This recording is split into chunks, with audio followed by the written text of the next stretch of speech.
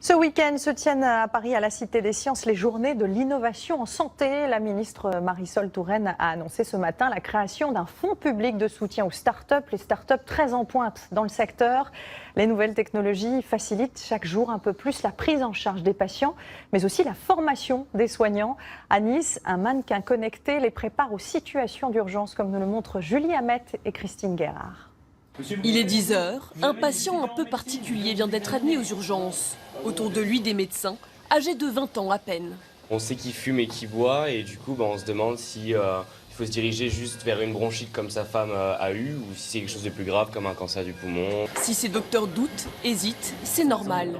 Nous assistons en fait à un tutorat de simulation médicale et ces jeunes sont étudiants en 2e année de médecine. Le but, s'entraîner aux situations d'urgence sur des mannequins électroniques afin d'être plus efficace avec les vrais patients dans quelques années.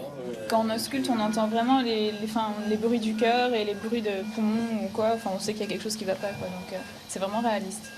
Tout a été pensé dans les moindres détails. Ce patient en plastique respire, tousse et il est même capable de communiquer avec ses apprentis médecins.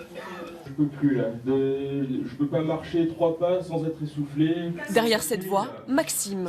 Il est étudiant en 4e année et travaille donc déjà à l'hôpital. Avec d'autres camarades, il anime ce tutorat pour aider les étudiants plus jeunes.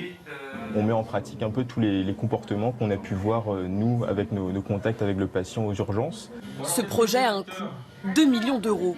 Mais pour le docteur Fournier qui a aidé à sa mise en place, il pourrait permettre de diminuer le nombre d'erreurs médicales. Les étudiants confrontés à ces situations gagnent en performance diagnostique et performance thérapeutique et en raisonnement clinique. Et surtout, ils ont pratiquement le niveau d'étudiants de l'année supérieure qui n'ont pas eu les séances de simulation. Et si ces séances sont facultatives, ici, elles affichent toujours complet. Donc, même dans votre pratique.